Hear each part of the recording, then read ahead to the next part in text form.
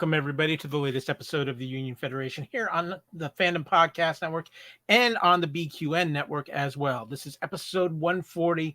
We're going to be covering Strange New Worlds, episode 10, A Quality of Mercy, the season finale of Strange New Worlds for its first season. It's been quite a ride, and it's probably been one of the best Star Trek rides we've had in a while, but we're going to be discussing that with not only talking about this finale, but the season as a whole on this episode.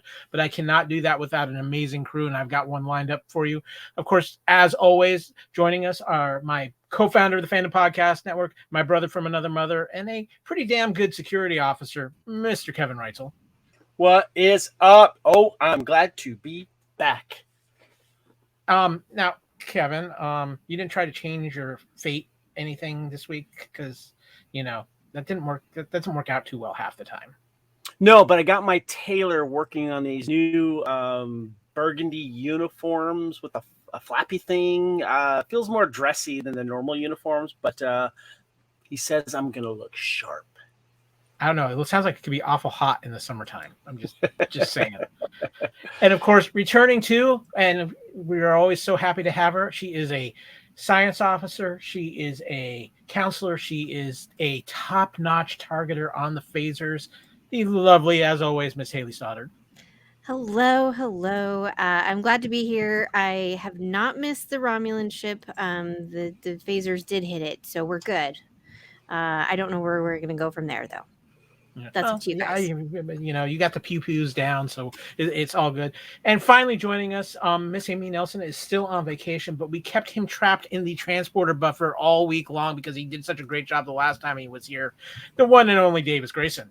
Hello, everyone. Happy to be here. How is the scenery in the transporter? Yeah, great to have you here, Davis. How is the scenery in the transporter buffer? Just wondering. Very blurry. That sounds about right. You're not seeing any creatures inside it, are you? Anything like that? No, but it felt like I was in there just like that. The nice thing is you come out usually a few pounds lighter because the food situation in the transporter buffer not so good. I apologize to you for that, but we have got a big show here, so we're going to just get right into it. But first and foremost, before everything,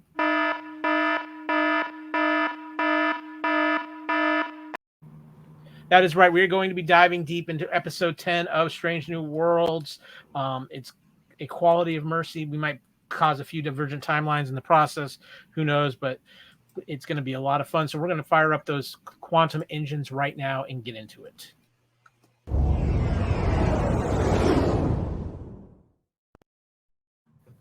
All right. It is time to talk the latest episode.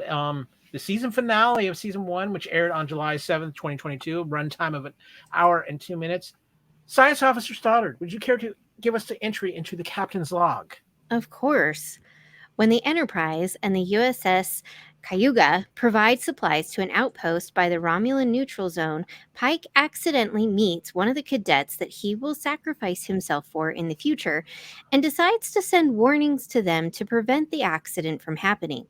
He is visited by an older version of himself from a future where the accident does not happen, who shows Pike the consequences of this decision. 7 years in the future, the Enterprise sees a Romulan bird of prey starship destroy the outpost. They track it with the support from the USS Farragut and Captain James T. Kirk, who suggests an aggressive approach, but Pike insists on negotiating. The Romulan commander agrees to a ceasefire, but his sub-commander summons an armada of Romulan warships that damage the Enterprise, severely injuring Spock, and declare war on the Federation. In his own time, Pike accepts that his fate is necessary to save Spock and prevent war. His peace is interrupted by Captain Battelle of the Cayuga, who aboards the Enterprise and arrests Number 1 for being a genetically altered Illyrian. So, guys, it's the season finale. It was an absolutely wonderful episode, in my opinion. We got a lot to talk about. I'm going to go to Davis first, though. Kevin, I know you got something very special in your reactions, but Davis, what were your initial reactions to this show? Fantastic. I absolutely loved it. I loved how it actually mirrored Balance of Terror. I loved actually seeing Captain Pike in a monster maroon outfit. I just loved how it still goes back to Captain Pike's fate is still almost written in stone, actually seeing one of the young boys who actually he tries to help, but he is unable to. So I thought it was just wonderful. I thought it was a great episode, and I'm looking forward to seeing what season 2 is going to be like. Haley, what about you? What were your reactions to this episode? I really liked that this kind of wrapped up some of the little threads that we've seen throughout the season really well. Well done. Fantastic. And like Davis said, it was kind of neat to see this alternate version of an episode from the original series and how this could have been way completely different. And so it's really quite fascinating.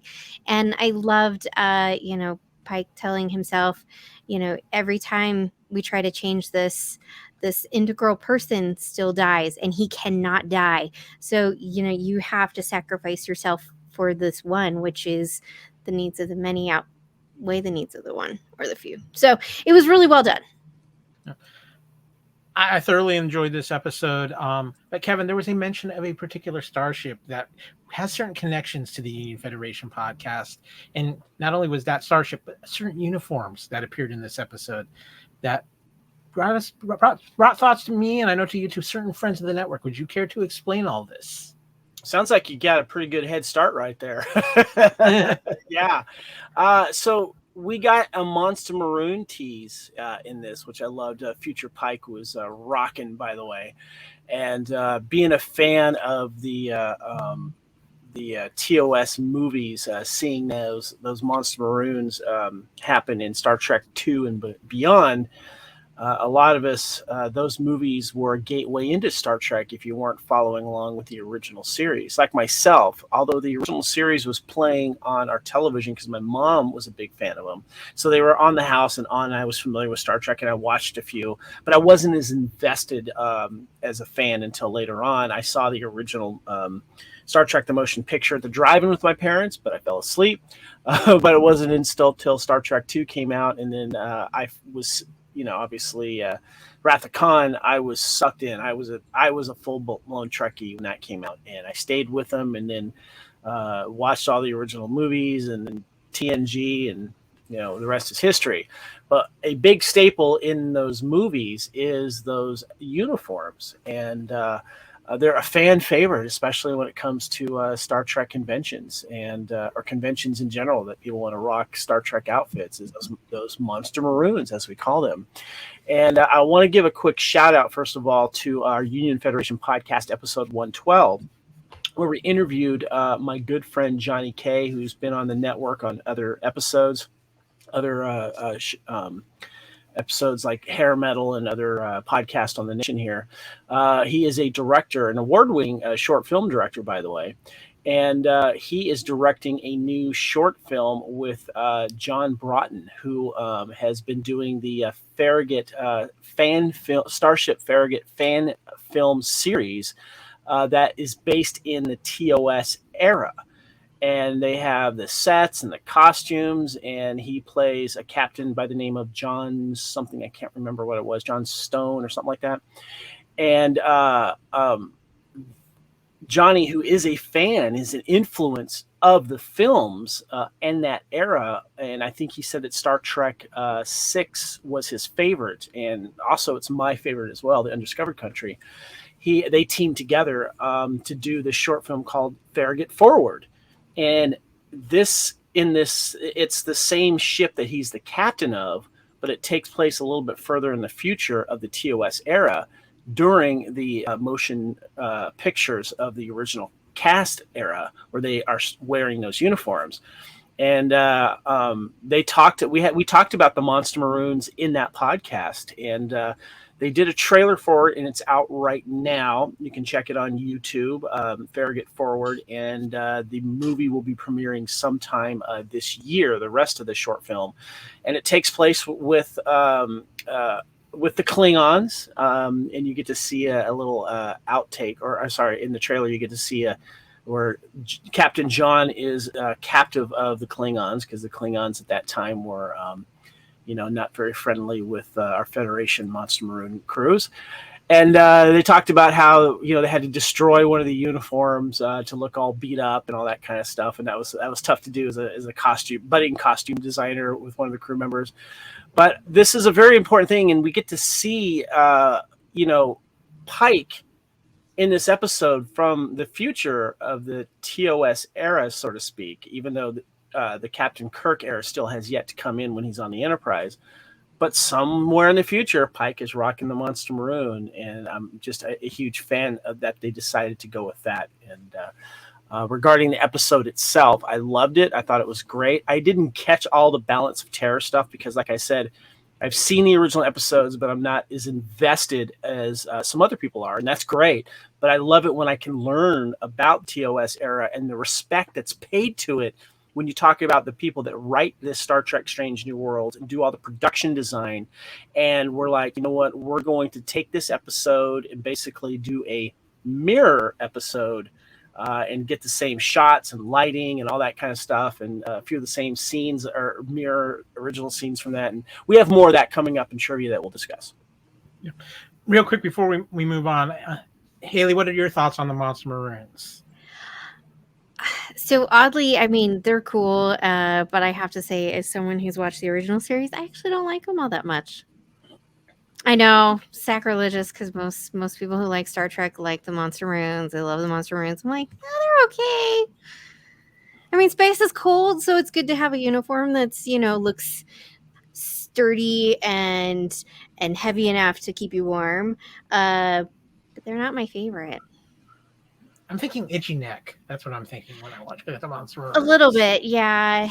Yeah, no, they're not my favorite. What about you, Davis? What's your opinion on the Monster Maroon? I absolutely love them. I think they're great. I loved how they looked more militaristic with the Starfleet than the rest of the ones, except for maybe the First Contact and DS9 outfits. But I absolutely loved it. I thought it was great. I love the fact that I think it was in Star Trek 3 where you actually see the jacket that actually goes with it as well, which I found that was actually pretty neat as well. So I'm in favor of them. It does look, however, that it would take a long time to put together. A comment I wanted to share when I was on the Infinite Diversity podcast with Chrissy, with our friends over there at BQN Network, that I don't know if it was her or one of the other guys at Russia saying that they felt they looked more like dress uniforms than actual like service uniforms. And I thought that was an interesting comment because maybe it reflected the time. And I remember when we were interviewing John and Johnny about, I had to ask the question, when does Farragut Forward actually take place? And they're like, nah, we don't like to say that because, that's where things get sticky and can probably step on toes of other established canon and stuff like that. But I still found the idea of when those come into place, I did find interesting. Yeah, no, and that's a good point. And I remember that conversation with Johnny and John on that too. So, yeah, for me, I liked them. I liked the Monster Maroons, but I agree with it. I have always felt to me more like a dress type uniform that it would only be breaking out, not so much a day-to-day service uniform, but everybody has their own opinion, and they're all great uniforms. So I don't think there's a wrong answer here. But guys, I want to move on, and I want to talk about the cast. Obviously, we have our regular cast of everybody, but we had some new faces and returning faces in this episode, including Melanie Scrofano as Captain Battelle. We also saw some Romulans, Carolyn Scott from Praetor. You might know her from Winona Earp. Matthew McFadden as the Romulan commander, and Matthew Barusa as the Romulan sub-commander. And of course, too, we got our first introduction of Paul Wesley as James T. Kirk. We're going to talk about Mr. Wesley a little bit later. But guys, were you happy to see the returning faces? And what did you think of the Romulans in this? The actors were playing the Romulans in this episode. Kevin, I want to give you first crack at this because I know you're a fan of Pike's girlfriend. Yes. Well, she was Winona Earp in that series as well. And I like the fact that we get her in the first episode and that we get her in this last episode, knowing that there's an established relationship.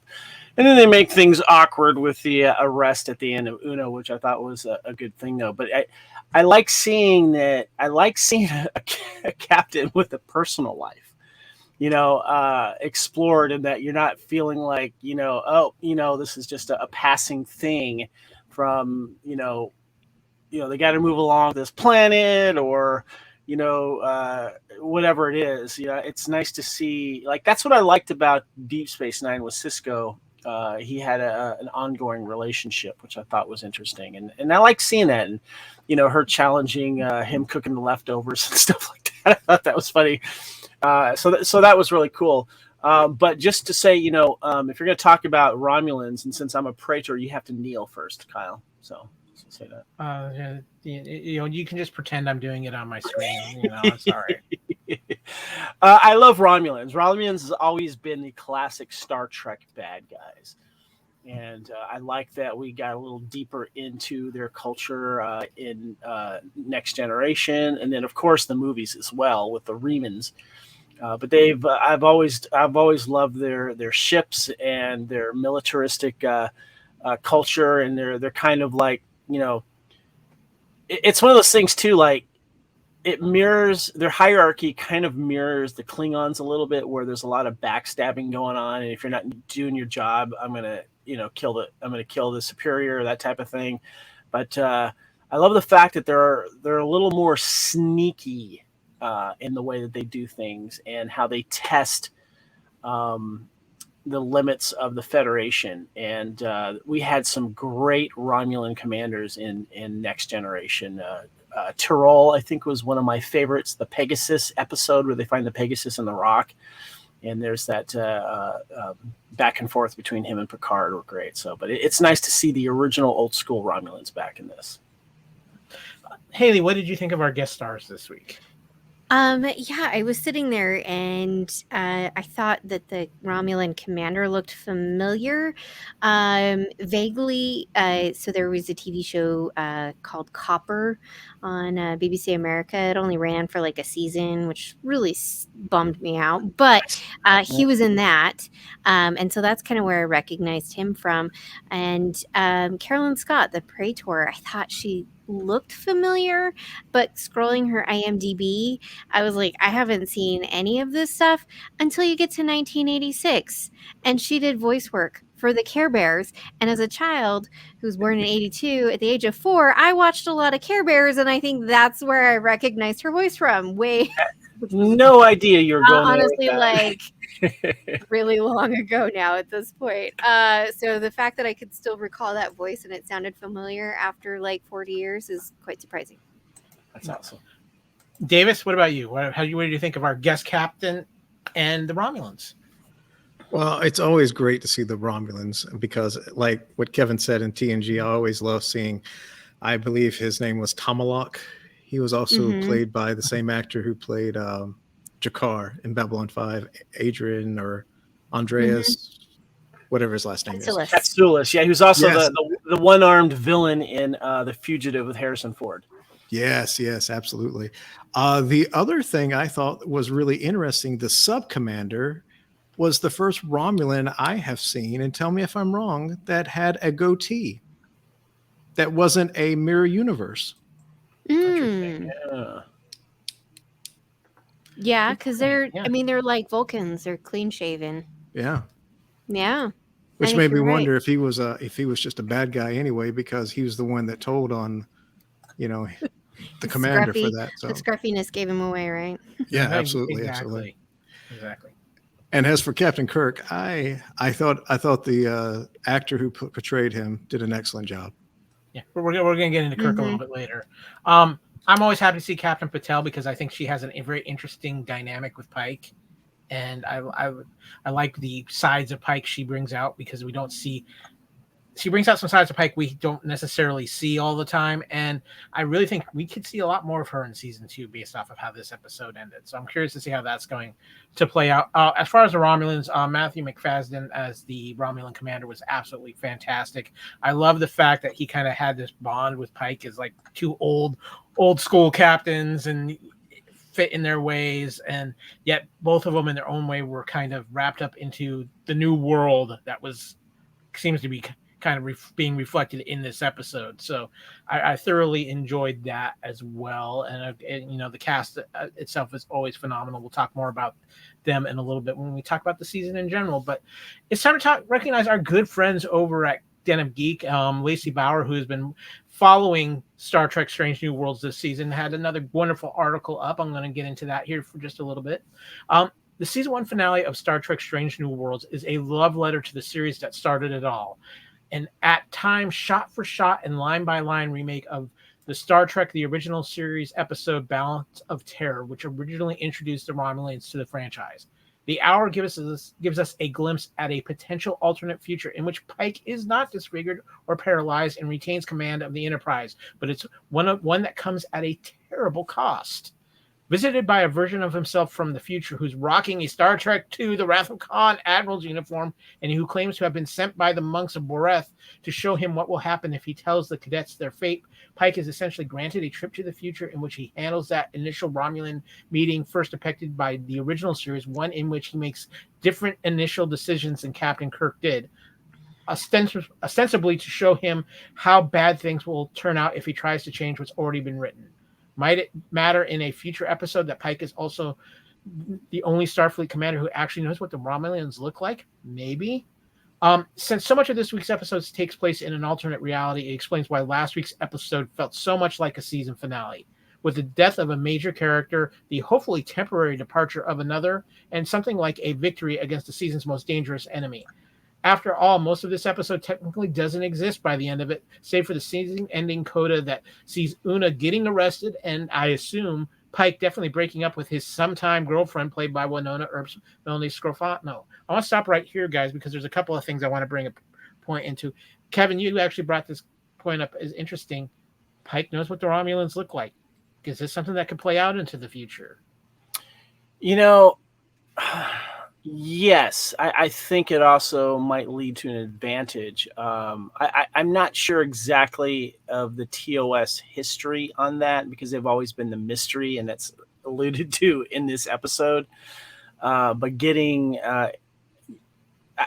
the Romulans need to be introduced anyway, I think, in one way or another in this, because we got the reference to it, and of course there's a huge episode that this episode mirrors, of course, the Balance of Terror.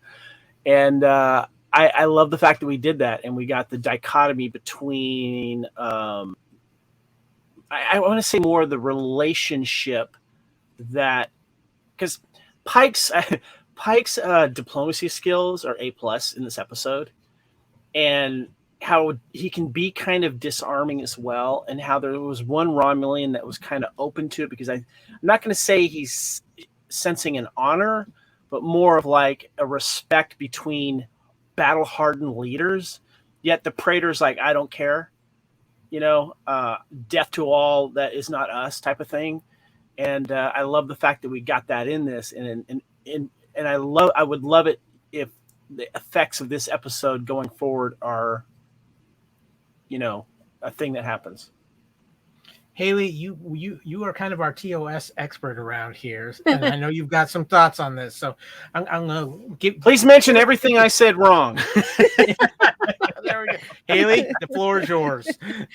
Yeah. So I can see where you're saying, like, yes, that would be great if this plays out into future seasons in some fashion or degree, but given that we already have TOS established and we know that Kirk and crew encounter the Romulans in Balance of Terror, and they've already said, hey, no one's seen the Romulans, we don't know what they look like.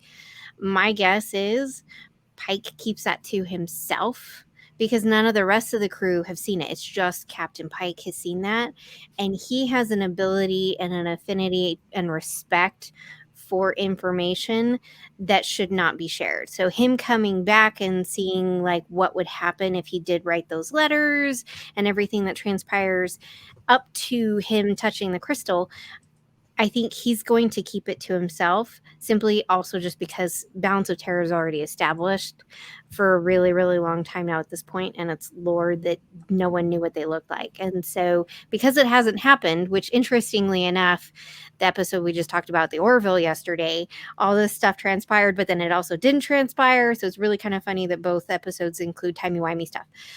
But I don't think he's going to say anything.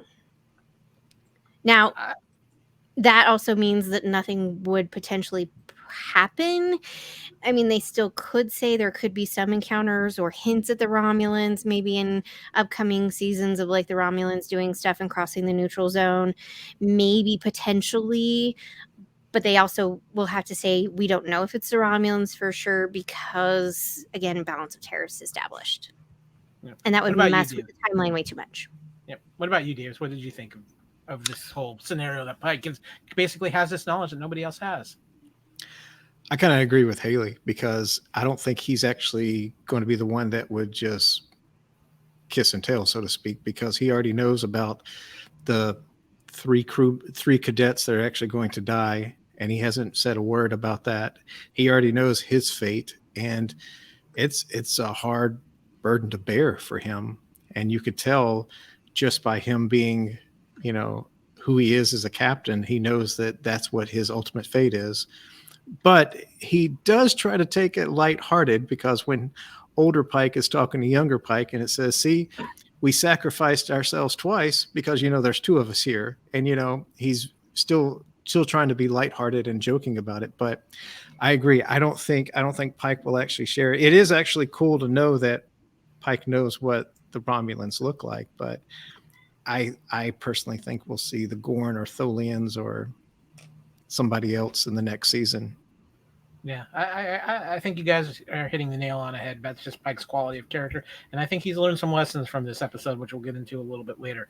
The second half of this article that Lacey writes is very interesting. Equality of Mercy is also an incredibly strong showcase for Pike's collaborative style of leadership. He seeks input from others, waits to hear everyone out, and listens to what they have to say. He doesn't get angry when his team disagrees with him, and he is capable of admitting when he's wrong or when someone else has a better idea than he does. Admittedly, I was incredibly worried that Strange New Worlds would feel the need to put Pike and Kirk at odds, or somehow definitely choose a side between them, insisting that one man's way of being a captain was somehow better or more right than the other. And given the foundational myth that is Kirk's identity within this franchise, I think we all know the way that likely would have gone. Instead, the show allows both Pike and Kirk to shine in ways that are exceptionally specific to them both and plays to each of their strengths as leaders. Despite the fact that Pike's attempt at diplomacy fails, Strange New Worlds thankfully never implies that he was wrong. To wait, to hope, to try for something better in a world whose default state is often aggression and suffering. Instead, the series hints that such an effort is always worth it, simply because we believe a better world is possible and someday someone is going to choose it with us. Heck, Pike comes so close to peace, even in a timeline in which he's been assured he's doomed to fail. And perhaps we don't say it enough simply because he makes it look so effortless, but Anson Mount's performance this season is such a gift to every fan of the franchise. The show honestly wouldn't work without him or the essential mix of big-hearted warmth, empathetic kindness, and vaguely southern steel he brings to the character. His Pike feels groundbreaking for all the ways he is not the captains who came before him on screen, and if this show does nothing more than successfully model a different kind of way to handle the entire concept of command, then I think it's more than done its job. Plus, we forever stan a man that knows his way around a kitchen. I've said before that figuring out the person he'll become as a result of foreknowledge of his own death will be Pike's life's work, something that will require him to repeatedly make new choices that affirm and reaffirm the one he made Borth back in Star Trek Discovery. In Quality of Mercy, he's confronted with a horrible reality that in saving himself or in simply trying to save the two cadets that will die in his care, he'll doom Spock's to the life of agony he was originally promised and condemned the galaxy along with him. And what a gut punch that must be. No matter how good a man you are, the knowledge that your life will be specifically less valuable in the grand scheme of the cosmos than someone else's has got to be a pretty big dose, as my also very southern grandma would have put it. Yet Pike isn't angry. He's just glad that he can save his friend, that he can protect the future of those who will follow him, and that he still has time to do the right thing. Lacey gives this episode a 5 out of 5.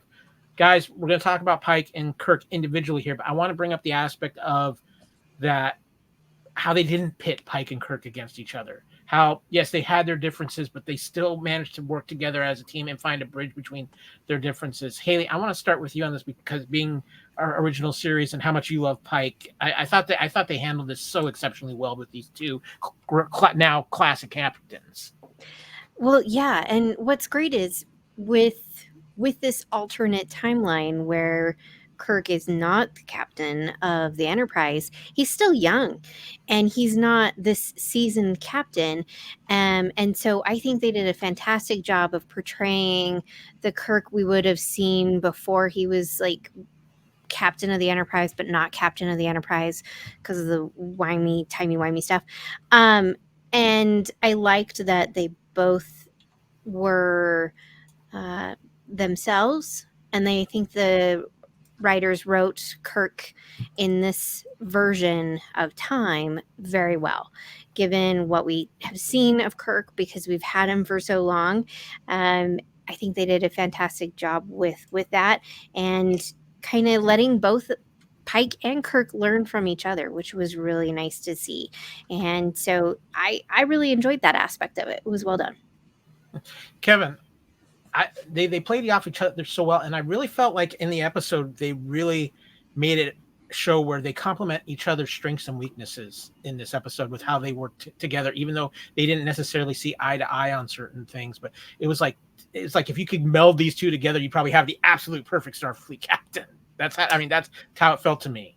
What was important was that it's nice when they have two captains that have different styles of being leaders.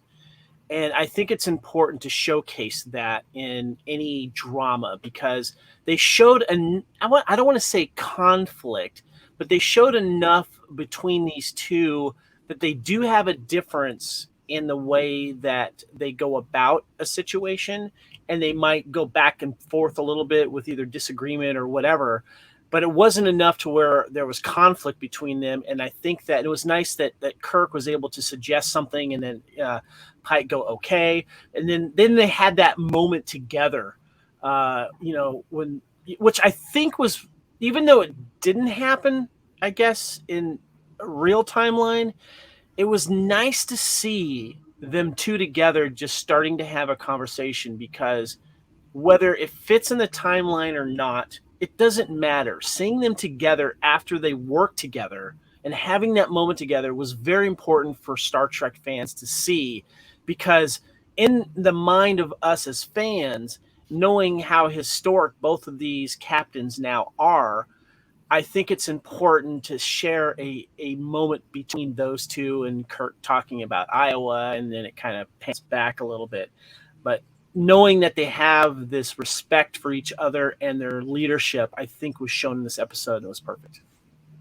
Davis, what about you? How did you feel about the dynamic between Pike and Kirk?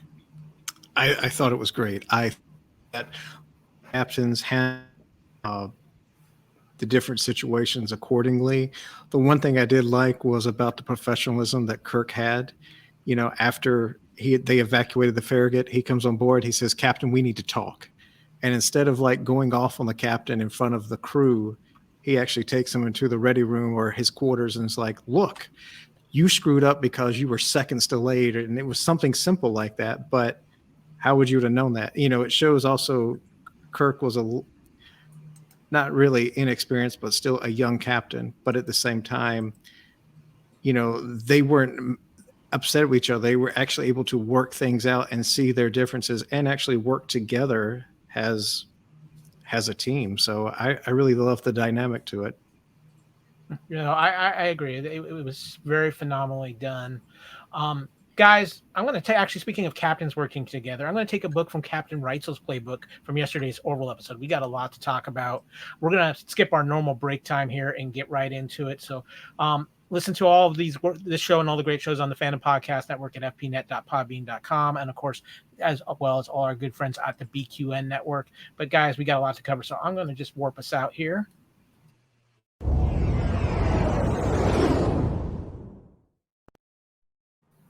And Kevin, It's time to dive into those security files because I know you got some top-notch trivia for us in your security files. Yes. Okay. So, as usually, we love our friends at Den of Geek, and I found another link regarding the Balance of Terror, Quality of Mercy episodes here, because starting off with the trivia, straight up, this episode mirrors the original series of Balance of Terror, and this, of course, is done on purpose. And not knowing the episode is the TOS episode as well as my peers, I didn't catch that right away. But when I started seeing how it was playing out, I'm going, wait a minute, this feels like a TOS episode. And the way that, because certain people were doing things differently that I'm not used to or were out of character as opposed to what was happening in this first season of Strange New Worlds.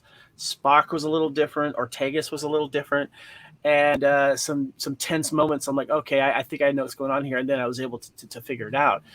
And the Den of Geek article is great because, and this one was done by Ryan Britt on July 8th, 2022. And it's called How the Star Trek Strange New Worlds Finale Brings Classic Lore Back to Canon. The Star Trek Strange New Worlds finale features tons of Easter eggs and callbacks to the original series and beyond. And I highly recommend you guys talk about this or go back, find this article because it's too long to read all of it. But I'm just going to pull out some highlights here. Things that were mentioned, of course, a treaty from 100 years ago, asteroid bases, state-of-art matter synthesizers. Nobody has seen a Romulan. Hansen's Starfleet emblem is different. Future Pike, of course, rocks the monster maroon that we discussed. And the wedding ceremony is from the Balance of Terror. Switched a little bit. Uhura is a full lieutenant. And then they get into the USS Farragut. And I want to have this quick conversation real quick. The USS Farragut is one of the other famous Star Trek ship names. And when I was a guest on Infinite Diversity on BQN, I talked a little bit more about that. I wanted to mention it here as well because we talk about how the Farragut Forward fan film where we interviewed Johnny Kay and John Broughton, but also the Farragut was mentioned in Star Trek Generations because the Farragut is the one that is helping rescue the survivors from the crashed Enterprise D. Yes, Ailey? It's also mentioned in one of the newer Star Trek films because Uhura is assigned to the Farragut, and she's very angry at Spock about that. Yes, exactly. And I love the fact the Farragut is like, the other U.S. is the other ship, and it's. I think there's been different versions of the ship. I think we had the Nebula class in Next Generation or the Generation, and then we had different one in this one, but.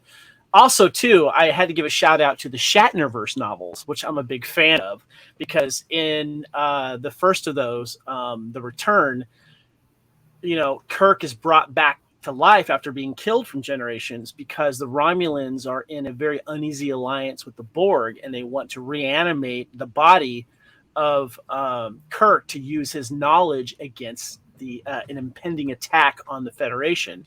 And Haley's giving me the face palm here because it sounds very silly, but I absolutely loved it. And there was like around 9 books of Kirk being reanimated and then like breaking free from all of that and having another life again and other adventures.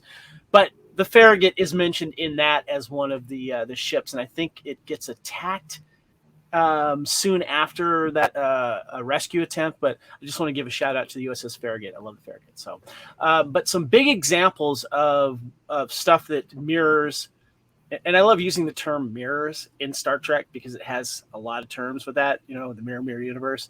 But some of the big ones here regarding these 2 episodes is Uhura's lines to Pike about losing contact with the outpost is nearly exactly the same. Hansen's dialogue about the Romulan attack is basically word for word the same as Balance of Terror. Can you see it, Enterprise? Spock's speech in the briefing room about the Romulans retaining martial philosophy and quote weakness is something we dare not show is all the same. The Romulan commander's bittersweet tribute to Pike saying, I could have called you a friend is identical. Many characters are lit with specific emphasis on their eyes, and this is exactly what director Vincent McVitie did in Balance of Terror.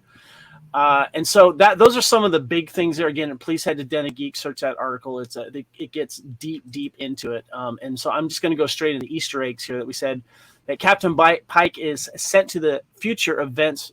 Sorry, Captain Pike is sent to the future events that happen in Star Trek in the original series episodes Balance of Terror, only he is still captain of the Enterprise instead of Kirk. As the Romulan is revealed, an original Alexander Courage musical score, Stinger, is heard, and for the first time, Spock renders a signature eyebrow lift.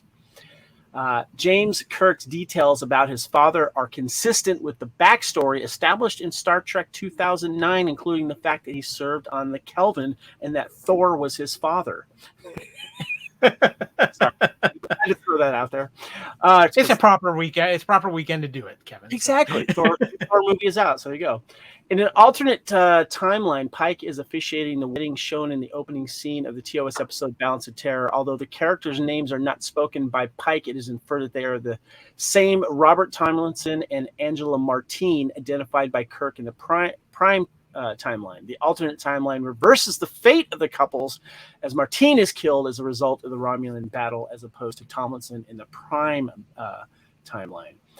One of the ways that the alternate timeline closely mirrors the TOS Balance of Terror episode is how Ortegas, the navigator, loudly and persistently pushes for attacking the Romulan ship before it escapes to the neutral zone, just like the navigator Styles does in the original episode. Also, Ortegas is in the navigator spot in this episode, not the other side, that she switches in this, which is cool.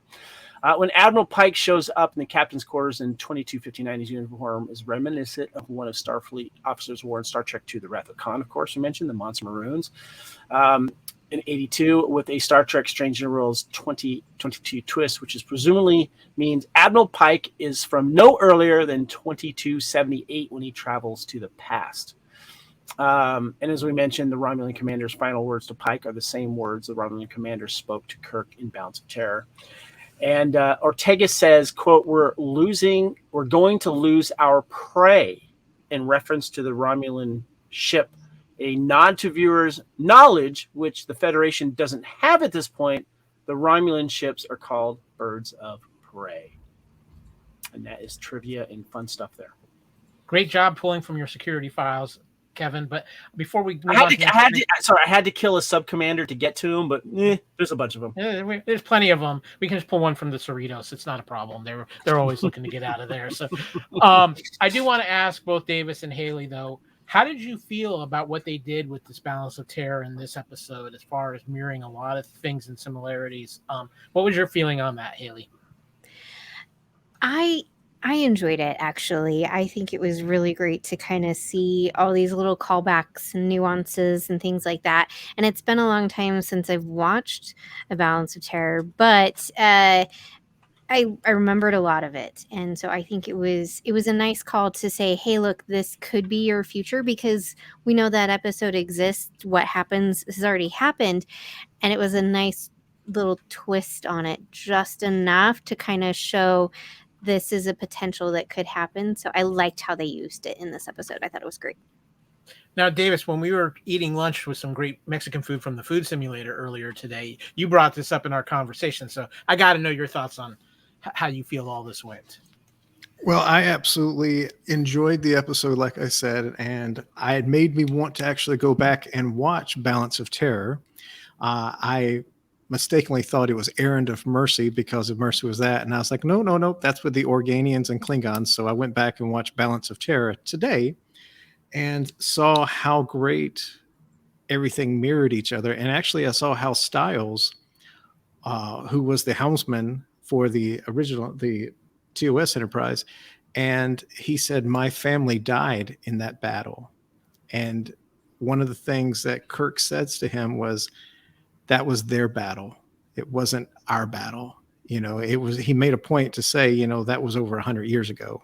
You should not be so, agnostic about this or anything, but antagonist about this. But I thought it was really done well. I thought that I even loved looking back, seeing how when everyone starts just looking at Spock and Spock raises the eyebrow, they do the same thing in both episodes. And I thought it was just great to see that. And the one thing that I wanted to point out, the very end was when, Pike and Kirk were sitting down. Kevin already brought it up, but he actually says, "My father was on the Kelvin," and it just goes into like, he was serving the Kelvin, and it just goes to the next scene. But I thought that was actually a really cool callback to Star Trek 09. Yeah, I agree. It was a lot of fun. But guys, it is time to warm up the transporter because it's time to head out on some away missions.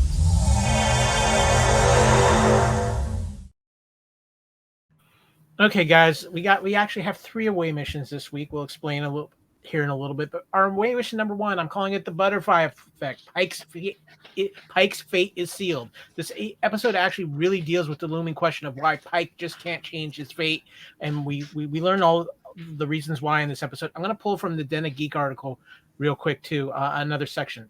The idea that Pike would finally try to change the future, not to save himself, but to save one of the cadets that died in the accident that disfigures him, is so perfectly on board for the man we've gotten to know over the past 10 episodes. We've seen him arguing repeatedly with Una that he can't change his own fate, but when the life in question is a child standing in front of him who just wants to join Starfleet and serve, it's lift us up where suffering cannot reach all over again, and damn the potential consequences to the larger timeline of the universe.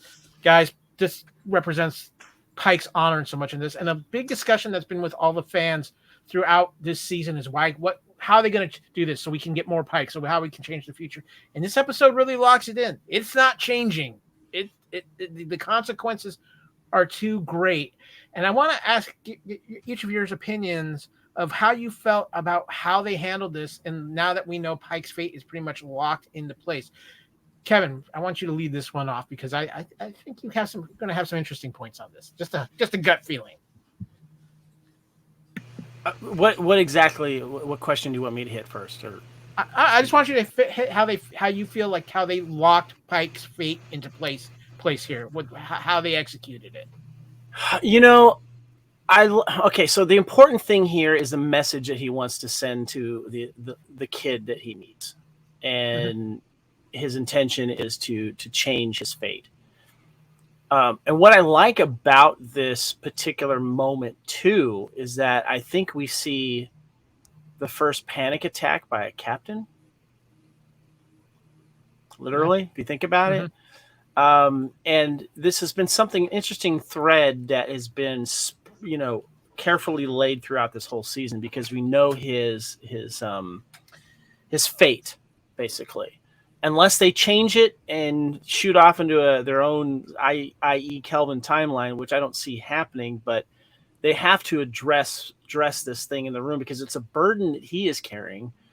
And the question is brought up by Una about, what about, changing it? And so no one has to die and all that kind of stuff. And so I think that it's interesting that we actually go as far as seeing a future self of him going, no, don't do that. I'm in I guess I'm in a future, different timeline here, but you may look good in the monster room, but you're not going to make it there, in so many ways. But I think it's important that, and this episode does a great job of showing a what if. And, we're still on that precipice of, are they going to follow through with it? They have to, right? But I love the fact that this questions that. Yeah, no, I think that's a very good point, Kevin. Davis, one of the things for me too that I felt that was done, so well done too, was I think this is going to set up a different Pike in season 2, which we'll talk a little bit more about that. But it feels like in ways now this really helps Pike accept his fate because of who the ramifications fall on. And so I'm curious, Davis, do you think because of awful heavy ramifications of Pike changes his fate, what do you think about how they executed this? I thought it was really well done because I know Pike, even from the very beginning, was like, I don't have to be captain, and so I don't have to go back, and this won't happen. And then slowly he starts to learn that he's not going to be able to escape his fate. And when he finally realizes, when he's talking to older Pike, that by him saving himself and saving those cadets, he actually causes the death of Spock. And Spock is the one that changes a lot of things and is an important part of the timeline. And realizing that he's going to have to make that ultimate sacrifice for his friend. And what other best way to show your love and affection toward a best friend is to die for them. Yeah, it's very powerful, and again, it shows so much of Pike's character too, Haley. And I know you absolutely love Captain Pike. Anson Mount's been nailing it. This has been hanging over him all season. Are you happy with how they executed this, and do you think it really is going to change Pike, and maybe that he doesn't feel so much of a burden of what's going to happen to him because he knows that what the ramifications are if he changes this? I think that, this has been something since the very first episode going in, has been this big giant gorilla dark gray cloud looming around Captain Pike, that he knew what was going to happen to him. And of course, they can't allow things to change because, again, it's already established through TOS that he has this accident that puts him in a wheelchair and he can't talk anymore and beeps and boops, right? And so I liked that they tried to show him how he could change it, but how it would impact other things. And again, we were kind of talking about this with the Orville episode that we discussed yesterday, in how even a slight change can have major impacts down the road that you might not be able to foresee or even think would be a thing, become a thing. And so I really liked that future Pike shows him, hey, you can't avoid this. And I do think from here on out, it's not going to be a thing that is such a burden for him. I mean, he's still going to know that that's what's going to happen, and he knows when and how and everything like that. But it's kind of like, people who get a diagnosis, terminal diagnosis, and they say, okay, I know this is happening. I can't avoid it. So I'm going to do everything from here until then and do everything I possibly can to enjoy and to make a difference and whatnot before this thing happens. And so I think from here on out, with the next seasons, we're going to get this captain who's episodic, and it's exploring, and it's getting to know his crew and spending time with his crew because he knows what is coming down the road, and he's going to be okay with it.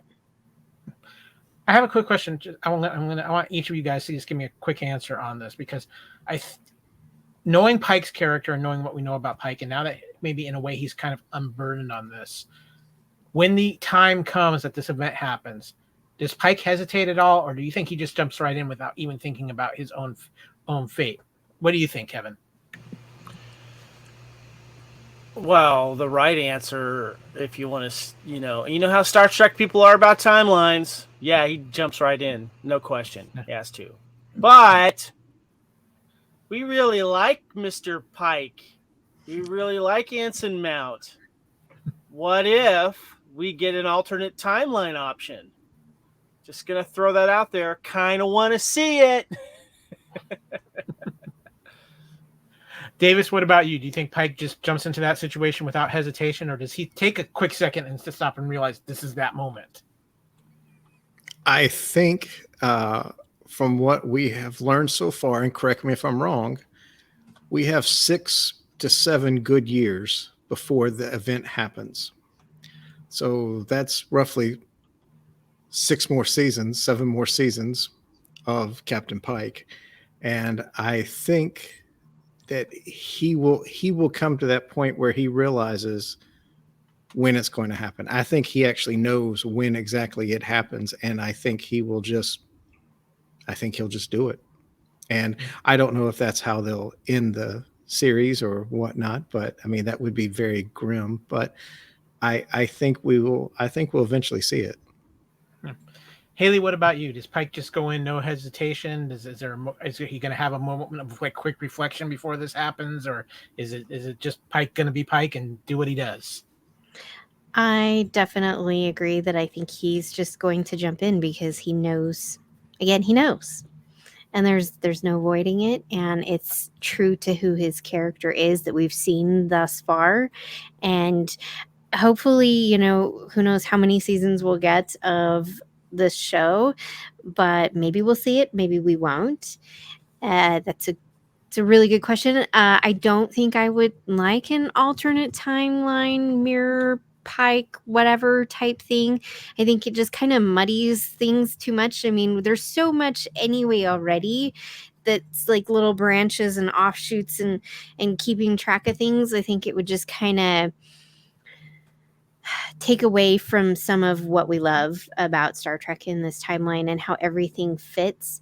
And that's one thing that I've really enjoyed about this. I know we'll get to it later, but before I forget, enjoyed about this because it fits and it's really shoehorned itself into the current timeline of things. I haven't felt that way with Discovery, even though it's like before Enterprise even. I feel like it just doesn't quite mesh and they screwed with things that it's like, hey, that's already been established. Why are we messing with it? I like that, like with this episode, he had an ability and a chance to change things and drastically change everything everything that's been established, and he didn't. And I like that. And I love that they're doing that with the show because it shows a reverence and a respect for everything. So good answers all the way around, guys. I'm going to access the transporter one more time. It's time to head into our second away mission.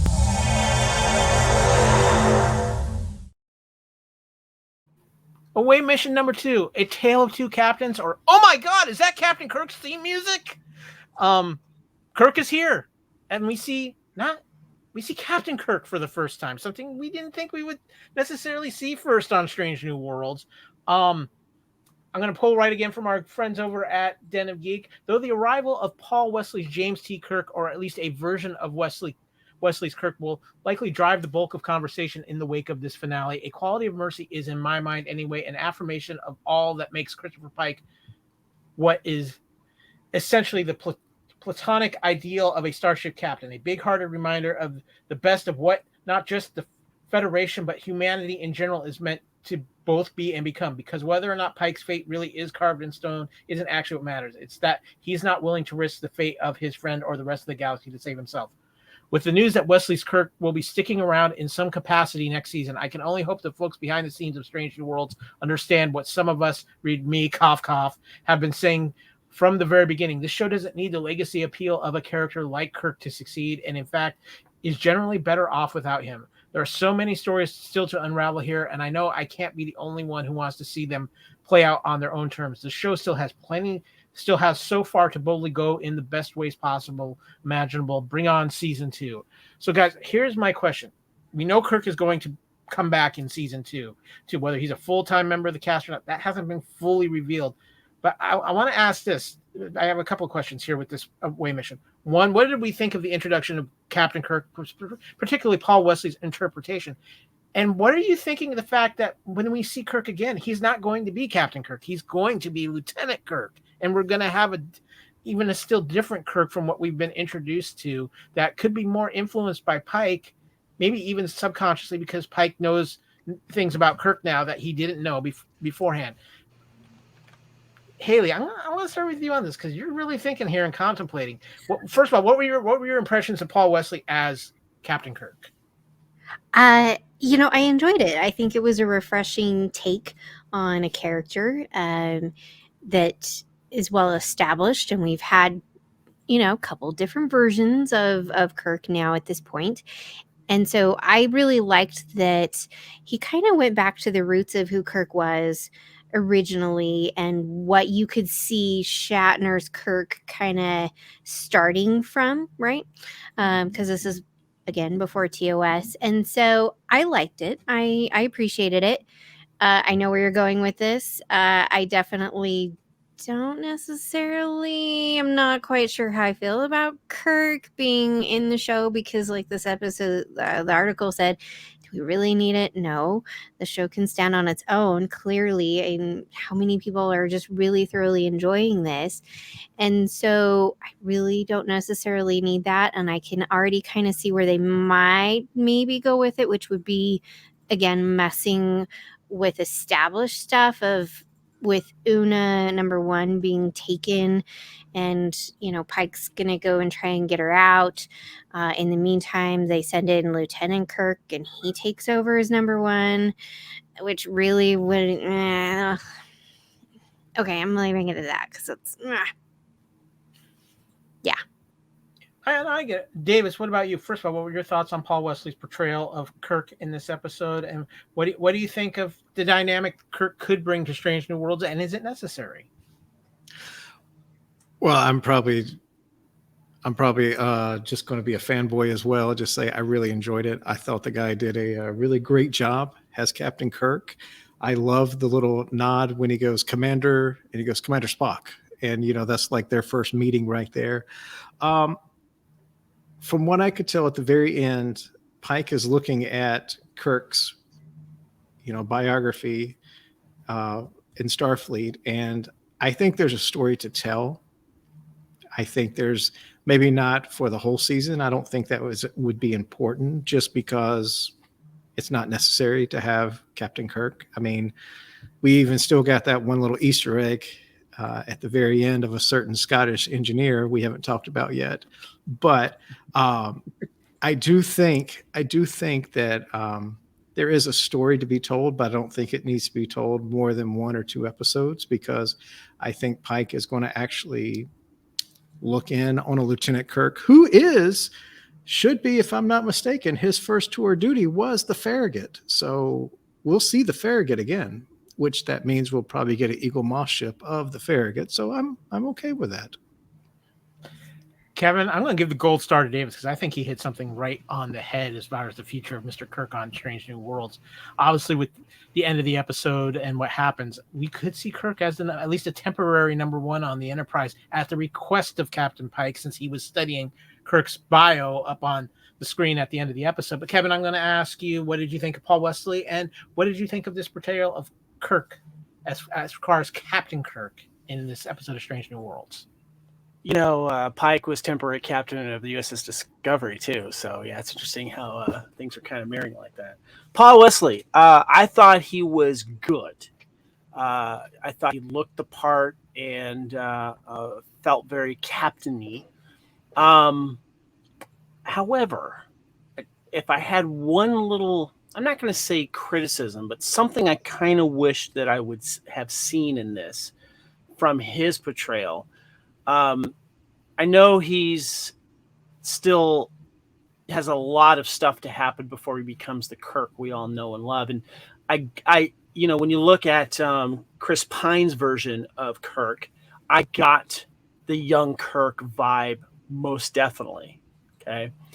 Even the kid Kirk, when he's driving the car off the cliff, even that Kirk was showing some Kirk. And what I mean is, I didn't sense the swagger that I really wanted to see from another Kirk. And Paul didn't show that to me the way I was hoping to see it. He was good, and I liked him. His confidence, his command and confidence skill and stuff like that, and decision-making was on point. But I just needed that Kirk swagger. And I think you guys know what I'm talking about. And I didn't get that from him. I don't know if that was by design, and that maybe that's something he comes into it, but seeing what young, Chris Pine Kirk did, I think they could have put a little more emphasis on that. To me, I don't know, there's something, not going to say too serious about that Kirk, because, when we would see Shatner Kirk in TOS, we had these kind of moments, like character moments with other crew members. And maybe that would have been nice if they would have shown a little bit of that, the other side of Kirk that we like to see, other than just the command dealing with the problem at moment. But that ties in with the swagger that I did miss. What do you think about what they might be doing with him being part of season 2 of Strange New Worlds, Kevin? A little sprinkle's fine, but this is Strange New Worlds. This is Pike's show. It's important that they put him in there, and I don't know what they have plans on doing, but it is important to tie this part of this crew to Kirk in that time, because they're right next to each other, basically. But I don't want it to overshadow what Anson Mount is doing with Pike. Let him ride Pike out before he has to die. Just a couple thoughts for me. I like Paul Wesley in the role. He kind of felt like to me he was chanting a little bit of Pine and a little bit of Shatner's Kirk in certain ways. One of my favorite scenes as far as Kirk goes is when he shows up in the shuttlecraft with all the robotic ships, the mining ships and stuff. That's a very Kirk move. Like, hey, I'm gonna play ball. And Kevin, I definitely see your point with the swagger. I think some of that is because they wanted to show Kirk as being professional and fitting within the realm of Starfleet at this point in his career, working not to disrespect Pike. And I think if maybe they give him a little bit too much of that swagger, it might have come across where Kirk was trying to maybe unintentionally disrespecting Pike. And so no, I'm wondering, swagger without disrespect. There's a difference there. Swagger isn't like, I'm showing off and I got to upstage you. Yeah. But Haley? Well, you do have to remember, though, that this is a different version of Kirk. So the Kirk we see in this episode doesn't actually exist. So when we see him in season 2, and hopefully it is, like you said, Kevin, just a little bit, and Davis as well, I'm really hoping that it's just a little, because we really don't need to establish who Kirk is. If they wanted to establish who Kirk was before the Enterprise, they could make a show just about that. This is a completely separate entity. This is the Enterprise's exploration before Kirk takes over, which happens when Pike has his accident. So, this was a different version of Kirk that doesn't actually exist. So in season 2, whatever we do get, he very well could be more in tune with Kirk, played by Shatner for so many years, and what Chris Pine did as well in the newer films, and kind of have more of that swagger. But this one just doesn't exist. I think Davis wanted to say something earlier, Kyle. He rose his hand. Yeah, regarding my comments on Kirk. Yeah. Well, Haley took a little bit from it, but which I was very glad, because we were on the same page that this is not the same Kirk, because this Kirk was actually never had the experience of 14 previous episodes of the first season of Star Trek. He has actually been just on the Farragut, and he may have been on one other ship, but he was not on the Enterprise. So there was no Gary Mitchell. There was no going to the galactic barrier. There was no man trap. There was a lot of things that we would not see. Maybe he might have seen a couple of different things here or there, but it was a completely different Kirk altogether. And I'm trying to remember when the episode, which is completely escaping my mind, where they take Pike to Talos 4. What's the name of it? I'm awful with episode titles. Anyways, I'm trying to remember. Does Kirk ever say he met him, or does he say he never met him? And maybe what if this is just the thing where Pike is like, well, I see Kirk, I want to know more about him, but they never actually do meet, except for in that alternate timeline. Somebody look that up for me. Yeah, no, I don't think they do. I don't think they never meet, because Spock knows him because they had served on the Enterprise together. But I don't think Kirk doesn't actually meet Captain Pike until we get the 2-parter episode later on. When they actually, in the menagerie. Yeah. So, so maybe no. So that would say that they can't be on the same ship together. Yeah. Haley, you brought up a point, and I'm kind of wondering here: is there a potential here with Paul Wesley, or they're kind of getting a feel for him, see how people react to him, and maybe there's an idea in Alex Kurtzman's head to take this character and do some Tales of Kirk before the Enterprise with Paul Wesley? and have the show be called the USS Farragut? I know a Or lot of something. people would probably like that. I mean, that's a possibility. I mean, they have said that they want to create way more shows, right? I think if they wanted to do something like that, I think that would take off probably a little bit better than a Section 31 show. Just Kevin, saying. you And a look Star like- Trek 4 movie. So, Kevin, you look like you had some thoughts you wanted to interject there. Yeah, seeing on another ship would be nice. Of exploration that is deep within Star Trek lore would be nice. But I understand your guys' reasons, but I want my Kirk to have swagger. We'll get Fair enough. Kevin. Kirk needs some Old Spice in his life. Get that swagger going. My quick question would be, if he is on the Farragut, who was his captain? That's a Ooh. good point. Mm. So I don't remember if he ever mentions who he served under. Because wasn't it, and correct me if I'm wrong, and where no man has gone before, didn't Gary Mitchell and him serve on the Farragut together? Yes. So, if they were to ever have a miniseries of Kirk on the Farragut, we would see a Gary Mitchell. Mm-hmm. And okay, which brings me up us too, guys. I want to get some additional comments to this particular episode before we move on to Away Mission 3. A few Easter eggs that we haven't or have been briefly mentioned. We heard a voice of a certain engineer in this episode, guys. Haley, you were reacting big time when Davis brought that up. Yes, because I was actually going to mention that.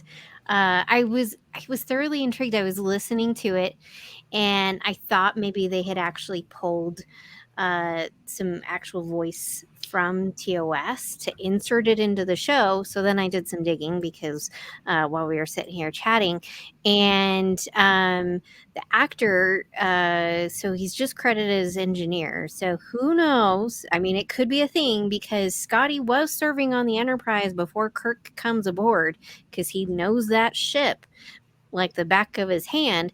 So there is a possibility. I mean, we've lost our chief engineer, that we could get Scotty. So I did some digging. The actor Matthew Wolfe, he's actually born in London. So I mean, at least they got somebody who's English. Could have gotten somebody Scottish because it's a little bit of a different accent, but that's okay.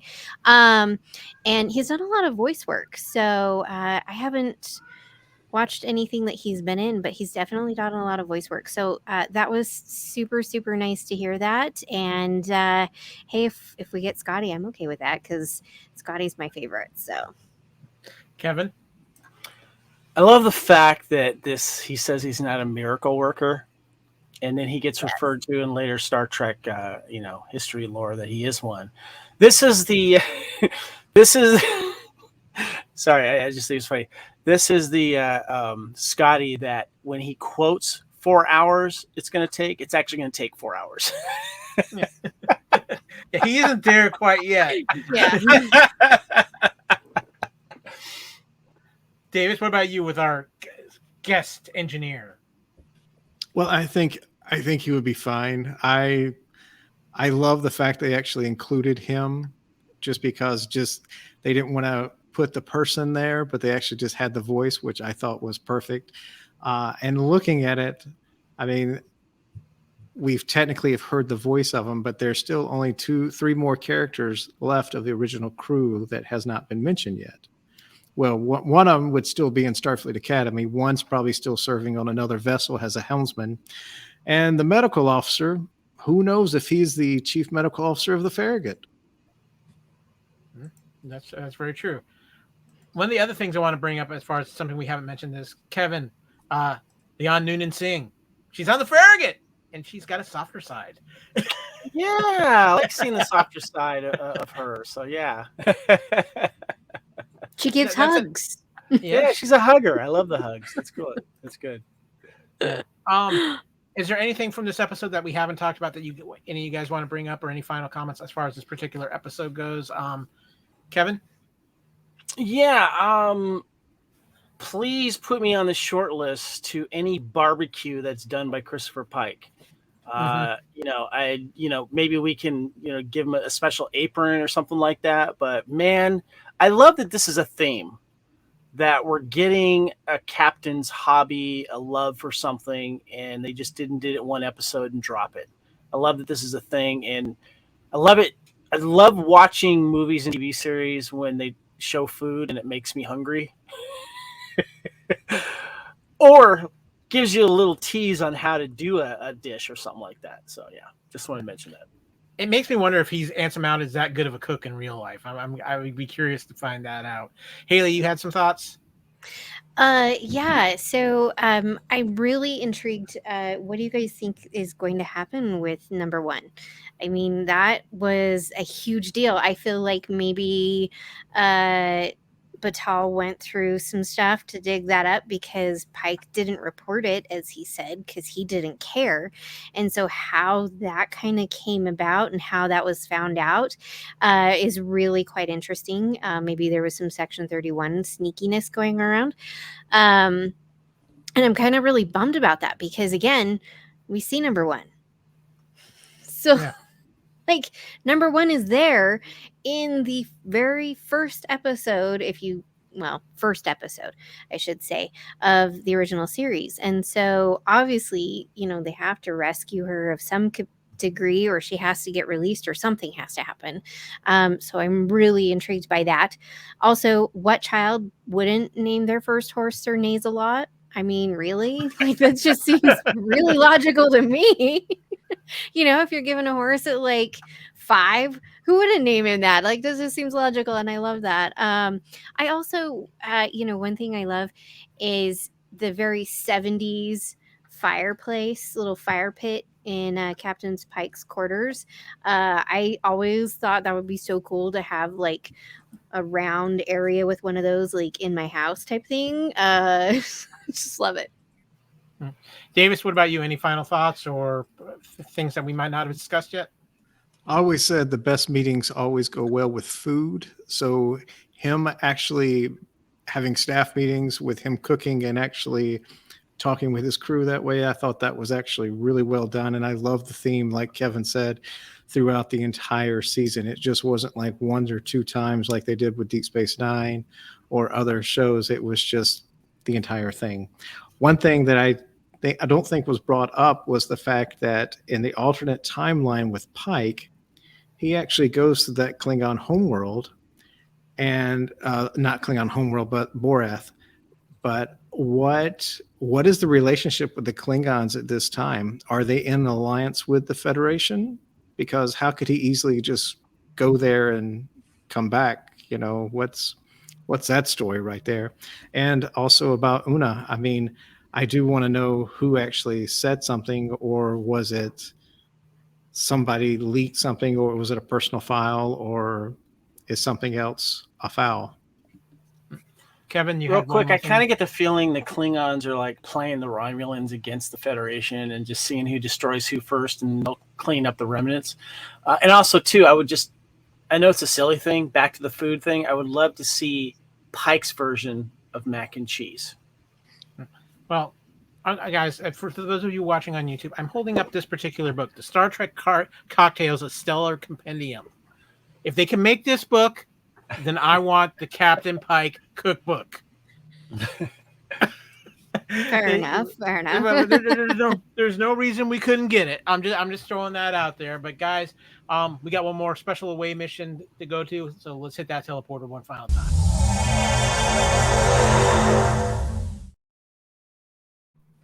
Much to our great sadness, this is the season finale of Star Trek Strange New Worlds. Season 2 has finished filming. It's going into post-production. I'm guessing we're probably going to see this after the next season of Discovery, which I think is scheduled to start in November right now, kind of on a similar trajectory of what it was last year. I think we're kind of in that same project. We're looking at that same kind of timeline for Strange New Worlds and maybe Picard season 3. But I want to talk about this season as a whole. I'm going to kind of go through here a list of, thank you to Kevin for doing the work on this and getting a list of all the episodes from this season. Obviously, we had our season premiere on May 5th, Strange New Worlds. Episode 2 was Children of the Comet, an Ancient Relic. alien relic thwarts the Enterprise crew from rerouting a comet on track to strike an inhabited planet. Then we went to Ghosts of Illyria. Una must confront a secret she's been hiding when a contagion ravages the ship, incapacitating the rest of the crew. Episode 4, Memento Mori. Pike must find unconventional Starfleet methods to deal with a malevolent force that attacks the Enterprise. Episode 5, Spock Amok. A personal visit causes a comedy of errors during Spock and Pike's crucial negotiations with an unusual alien species. Episode 6, Lift Us Up Where Suffering Cannot Reach. A threat to an idyllic planet reunites Pike with the lost love of his life. To protect her and a scientific holy child from a conspiracy, Pike offers his help and is forced to face unresolved feelings of his past. Episode 7, The Serene Squall. While on a dangerous humanitarian mission, the crew of the USS Enterprise stumbles into a harrowing game of leverage with the Quadrant's deadliest space pirate. Episode 8, The Elysium Kingdom. The USS Enterprise becomes stuck in a nebula that is home to an alien consciousness that traps the crew in a fairy tale. Episode 9, All Those Who Wander. The Enterprise comes face to face with their crew comes face to face with their demons and scary monsters too when their landing party is stranded on a barren planet with a ravenous enemy. And of course, as we've been talking about this episode, A Quality of Mercy, the season finale, as Pike deals with his fate and goes through time. So I'm going to ask you guys, give me a couple highlight episodes and give me your thoughts on the season overall. Davis, you are our guest. I'm going to let you have the first take at this. I thought it was great. I will say this is the first Star Trek in a long time that I enjoy watching and can watch all the episodes multiple times and just enjoy it. And the one thing that I have loved about this show, as opposed to a lot of other ones, it still had a serious tone, but it was also light and it was also positive, as opposed to not saying anything bad about Discovery. If you love Discovery, the first season was very dark for me, and it got better over time. I loved it when they actually went into the future. I thought it was a lot better, and I hope they actually take in a direction of being more episodic in this next season they come out with. But Strange New Worlds has been probably one of my all-time favorites. I mean, my favorite will always be Deep Space Nine in the original series, but Strange New Worlds is up there. Kevin, I want to go with you next. What are your thoughts on the season, and what are your highlight episodes for this first season?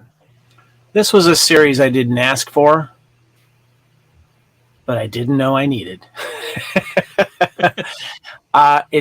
It decided to go to the episodic storytelling, which is my biggest complaint of Discovery and Picard, yet still having some overall stories connecting each other and really highlighting the crew and having fun moments with the crew as well was what I was missing from the previous mentioned series as well. And paying attention to those, not just Pike, the captain, and getting that old Star Trek feel of watching where you can jump into an episode and not necessarily having to know what happened before and just enjoying it for what it is. To kind of quote Hocus Pocus, my favorite episode was Spock amok, amok, amok, amok, amok. Someone got that reference. Haley's like, yeah, maybe.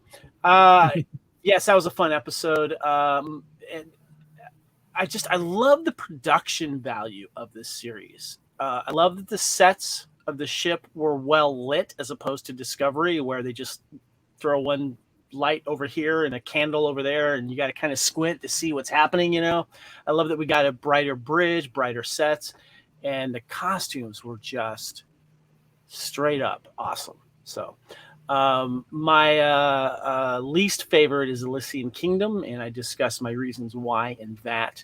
But overall, one miss for the entire season for me, not bad. I find this series rewatchable, and that's very important of my scale of enjoying Star Trek, is going back and rewatching episodes. Sorry, can't say that for Discovery. There's a few episodes in Picard that I can say rewatchable, but overall not. Haley, you've been excited for this since Discovery season 2. I'm right there on board with you, but you've been waiting for this. Did I know it surpassed your expectations probably, but I'll just tell us, because this has been the one. This has been the Star Trek for you of the new era of Star Trek. It really has been, and I don't have anything negative to say. I've really enjoyed this, aside from it being only 10 episodes. That's probably the only thing. I'm like, it's just too short. I want more. But I've really enjoyed this. I've enjoyed the cast and their take on some characters that we've had before, but then these refreshing new characters that we're getting. The episodic television is fantastic. We all grew up with that. And so to have this big thing outside of Deep Space Nine, which even though it had this big story, was still episodic, aside from like two-parters, I've really missed that in a lot of television where it's just not the case anymore. And so I was really, really excited, and I was not disappointed at all with anything that has taken place so far. So it makes me super excited for the upcoming seasons. And I'm saying that with an S because I really hope that we definitely get more of these characters and more of these stories, because it's so refreshing and it's wonderful to see, because it was something that's missing. Like Kevin was saying, he didn't realize that he needed this show. And I love that it's kind of brought a lot of people back. Discovery and Picard have been some people are Team Discovery and people aren't. And so it's a little divisive to say, but this really seems to bring so much of the Star Trek fandom community back all together, because I haven't heard people say, oh my gosh, I don't like this. And it's really wonderful to see something that just is really light and wonderful, because that's what Gene's vision was. It wasn't this dark, everything's gloomy and doom everywhere like we've seen in Discovery so much. And it really is that exploration aspect. So it's really nice to see. For me, first and foremost, I got to start off by saying thank you, Anson Mount, because when he showed up as Captain Pike on Discovery Season 2, there was maybe thoughts of Strange New Worlds out there, but it was pretty much an audition to see if this was going to be something they wanted to do. And if Anson Mount isn't as spectacular as Captain Pike as he is and always will be, I feel, we don't get this show. So thank you, Anson Mount, for giving us the Star Trek we all miss. This show is fun. This show is light. It brings back the lightheartedness and the spirit of Star Trek. Kevin, I think you and Davis, I think you both will understand what I'm about to reference. This show has done for Star Trek what I feel The Mandalorian did for Star Wars, and that is bring the fan base back together, because it's so universally beloved. The Star Wars fan base was very split after the sequel trilogy. Decisive, yeah. And the Mandalorian, everybody could agree on the Mandalorian when the first season of the Mandalorian hit. And this show has just brought back the Star Trek universe. I see very, very few people commenting negative on this show. Everybody is in love with this cast. You look at Discovery. I think the cast of Discovery is universally beloved. I truly do believe that. I think the issues people have with the writing and the darkness of Discovery. With Picard, it's been a great nostalgia trip, but we knew it was a finite story, and we know season 3 is the last season of Picard. I think this show, and I'm sure the people at Paramount are paying very close attention, is going to become the centerpiece of this new Star Trek universe for right now. And I think they are already scrambling to say, how many seasons can we get out of this? Can we get 5, 6, 7 seasons out of this? Because I think the love is so universal for the show, and this has been the biggest hit of their newest Star Trek takes. And I think it is now, right now, after one season, the centerpiece of modern Trek. Haley? I don't own Discovery on DVD or Blu-ray. I don't even own Picard on DVD or Blu-ray. But I will say, for me, I'm going to buy this. I will buy this season on Blu-ray when it comes out. And that's huge, because I have TOS and I have TNG, the sets. I don't have any of the others. It's interesting. Some of them are out. It's interesting you say that, Haley, because being a big TNG fan, I didn't buy the first season of Picard. I have not bought any Discovery. I did buy the animated Lower Decks though, because I love that. But with this series, I would probably end up buying it too.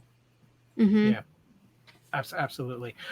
Real quick on the episodes, IMDb, their lowest rated episodes were the Elysium Kingdom, the Serene Squall, and Ghost of Illyria. Their highest were All Those Who Wander, Memento Mori, and their highest ranked episode is this week's episode, Equality and Mercy. And Kevin, you put a question next to that. Is that recency bias? Do you guys what do you think, Kevin? You asked the question. It's possible. And when you look at the actual IMDb rating, Quality of Mercy is at 9.3, Memento Mori is at 8.5, All Those Who Wander is 8.4. And these are always changing because when I got this information to put in the notes, this was the other day, and more people, of course, are adding to it. And the lowest, Elysian Kingdom, is at 6.1. It's possible, but there was a lot to like in this episode, and a lot of people are raving about it. And it had obviously, Kirk in there as well. So if it stays highest rated, I wouldn't be surprised. Yeah, no, it was a phenomenal episode. My personal favorite, Kevin, I'm with you. I love Spock and Muck. I actually really liked the Serene Squall. I thought that episode was a lot of fun as well. But I mean, I'm with you. Probably the Elysian Kingdom is the least rewatchable, and I still think it is rewatchable. I know a lot of people who love that, and that's great. But yeah, I can rewatch this series as a whole without any question for me. Guys, Kevin kind of named his favorite episodes. Haley, what was your favorite episode of the season? Don't ask me that. I don't have one specific that I like over the other. They were all great. I couldn't pick one that I least liked or most liked. Couldn't do it. That's a fair answer. Davis, what about you? I am going to have to say the exact same thing that Haley said, just because I have enjoyed all the episodes. I even enjoyed the Elysian Kingdom one. I've only watched it a couple of times, but I mean, I have thoroughly enjoyed Strange New Worlds, where I have watched each of the episodes at least 2 times, possibly even 3 times. I mean, it's been a great show to watch. It's like you said, Kyle, the first time watching The Mandalorian. I mean, amazing show. I mean, everyone, as Jimmy Mack says on Rebel Force Radio, everyone loves sweet baby Yoda. I mean, but it is a great show, and I'm very, very happy that it was like that. And I love the soundtracks to all the Star Trek, but I will say this is one that I would love to get the soundtrack to. And now, mind you, I will say Discovery, for people who love Discovery, that's great. I'm happy for them. It's okay with me. Like I said, I liked it when it got in the future, but Strange New Worlds is probably my favorite. As Haley says, you never hit the skip button on the opening of Strange New Worlds. So, correct, guys. As we get ready to close up here, I'm going to give any final thoughts on the season as a whole and our experience with Strange New Worlds as we are getting ready to bring this section of the Union Federation to a close. Haley. Yes. Overall, I want to ask, out of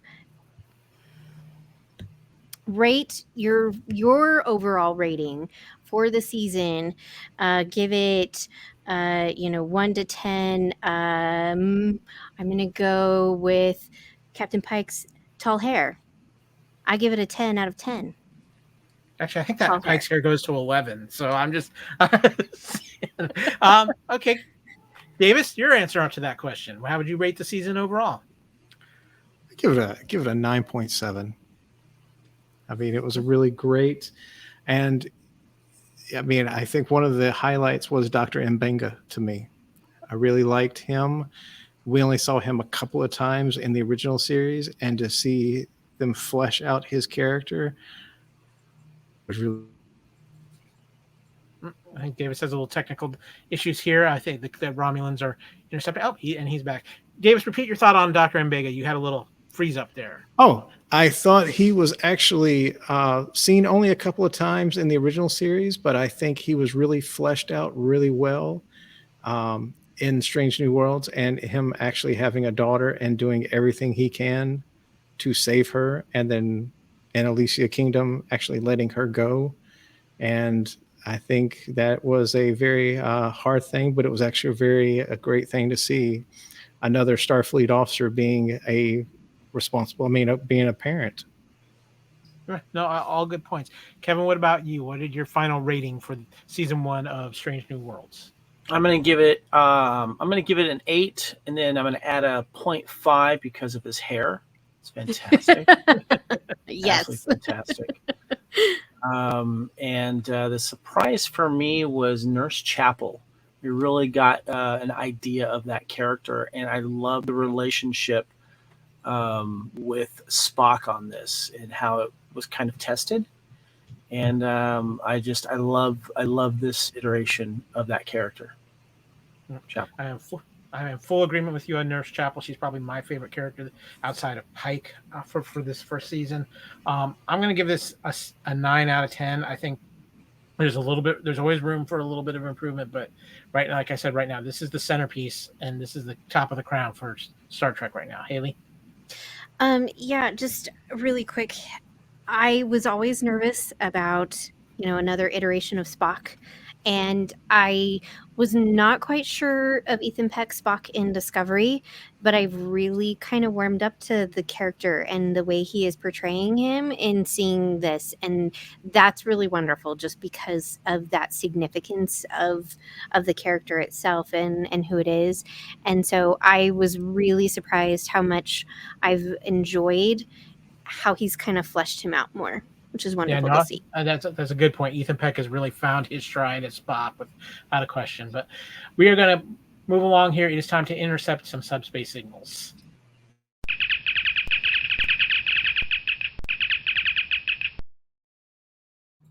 And of course, there's some great ways to find the Union Federation, first and foremost, on the Fandom Podcast Network, whether it's our YouTube channel, which hopefully you'll be watching this show on. Give us a like, give us a subscribe, share us out. Just go search for the Fandom Podcast Network on YouTube. Of course, if you're listening to the audio podcast version of this, it's, of course, on our master feed at fpnet.podbean.com. Or you might be listening to also on the BQN network. And of course, we are on all major podcast catchers as well, whether it's iTunes, iHeartRadio, Spotify, or so many of the other great podcast catchers out there. You can, if you want to contact us, you can email us directly at theunionfederation@gmail.com. You can also find us on Twitter and Instagram at UnionFedPod. Kevin, where can people find you on Twitter? And you can find me on Twitter and Instagram at Spartan_Phoenix. And of course, you can find me in the Union Federation Facebook group that we have as well. Davis, where can people find you on social media?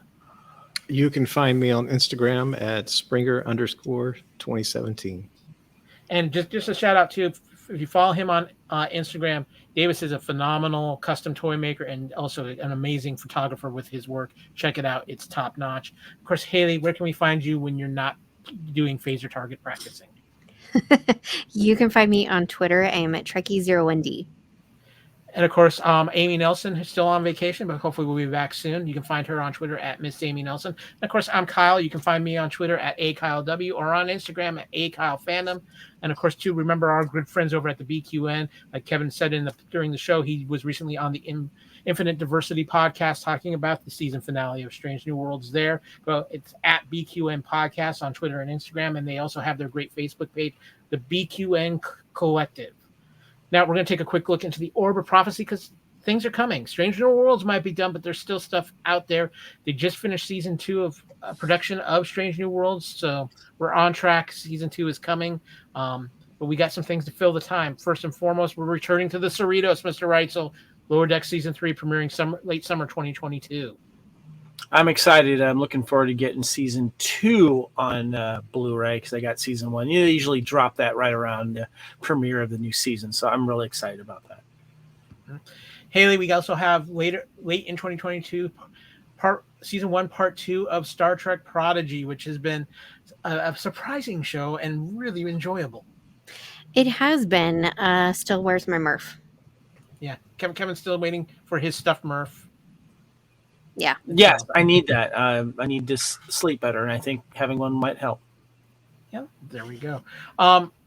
Supposedly, Section 31 is still in development. That's probably more unknown than Section 31 itself in the Star Trek universe. And we do know that they are working on an unnamed Starfleet Academy Series 2. we'll see what happens. And I'm sure there's going to be some other announcements of what's coming up with Star Trek Universe, because they will have a big presence at San Diego Comic-Con this year, Davis. Oh, that'd be great. So, I mean, I'm still excited to see what season 5 of Discovery would be, just because since they've already brought Earth back to the Federation, it would be nice to be able to go on exploration missions now. Yeah.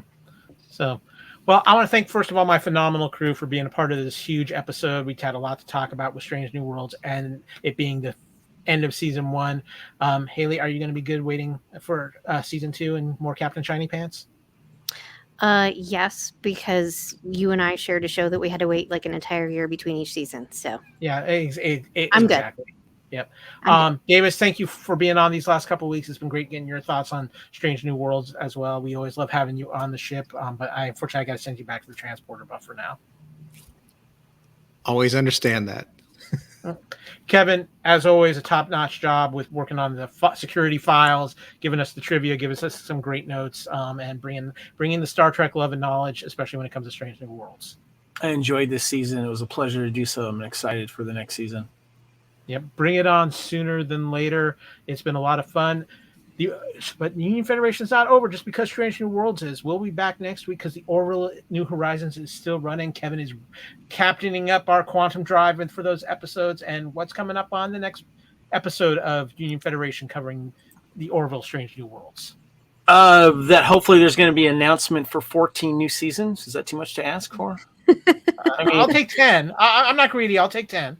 Okay, no. We got an episode called For Unknown Graves, and it comes out July 14th, 2022, which is basically next Thursday. But they have been dropping them on Wednesday nights at 9 o'clock, at least 9 o'clock Pacific time. And I have lost some sleep recently on Wednesday nights watching it when it comes out because it sucks me right in. I'm like, I can't wait till tomorrow. You've been doing a phenomenal job with those episodes as well, Kevin. But thanks, sir. Strange New Worlds might be done, but our continuing mission is always continuing here on the Union Federation. So until next time, hailing frequencies are now closed.